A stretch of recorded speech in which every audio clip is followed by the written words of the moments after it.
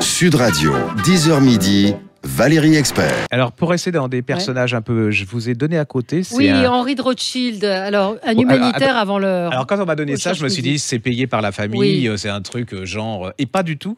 C'est une bio... Alors, ça se lit... pareil que votre Bureau des légendes, ça se lit comme un roman d'aventure. C'est un... Alors, je pense que c'est le seul punk rebelle de chez les Rothschild. On est au 19e siècle. Hein. Lui, il a une passion, c'est d'être médecin, la médecine et tout. Mais les gens, quand il va... Alors, ses parents, tout ça, sont pas très d'accord. Hein. Il y a une banque, tout ça, c'est fait pour ça, c'est pas fait pour non plus...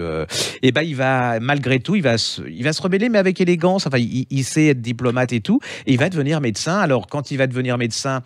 On va un peu se méfier de lui parce qu'on va se dire il a été pistonné, c'est le fils de la maison.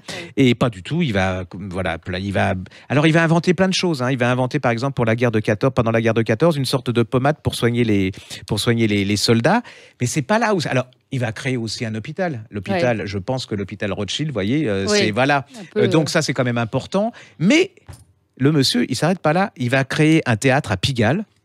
Oui, parce qu'il était passionné de théâtre, de course voilà, automobile. Il était mécène, et voilà. Et puis, pourquoi je dis voilà sans arrêt et ça m'énerve chez les autres. Donc, il est mécène. Il va inventer un truc que j'adore, la poudre, le chocolat en poudre. Vous imaginez bon, il est punk, mais c'est sur sa jeunesse, hein, parce que bon, après, on est quand même Rothschild, on a une maison, ce qu'il faut et tout, on a les moyens.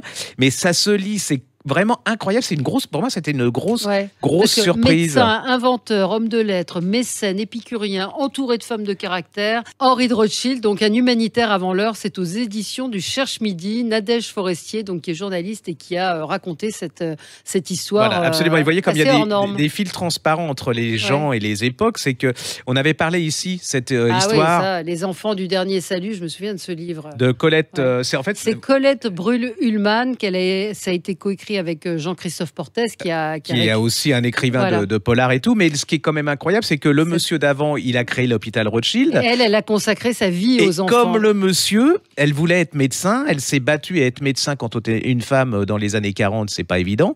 Et elle va être... Alors, l'hôpital Rothschild était devenu une sorte de centre de tri pour les nazis. C'est-à-dire qu'on amenait les gens à cet hôpital, dans cet hôpital, et puis après, on les envoyait dans les camps de la mort. Et elle, entre autres, avec toute l'équipe de l'hôpital Rothschild, va faire en sorte de sauver énormément de gamins, de gens.